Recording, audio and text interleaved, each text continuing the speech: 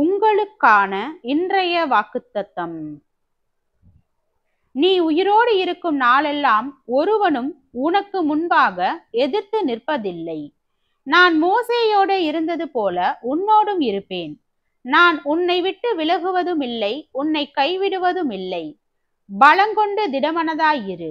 இந்த ஜனத்தின் பிதாக்களுக்கு நான் கொடுப்பேன் என்று ஆணையிட்ட தேசத்தை நீ இவர்களுக்கு பங்கிடுவாய்.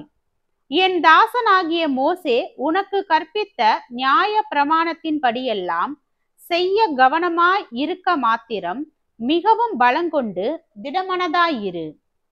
நீ போகும் இடமெல்லாம் புத்திமானாய் நடந்து கொள்ளும் படிக்கு அதை விட்டு வலது இடதுபுறம் விலகாதிருப்பாயாக.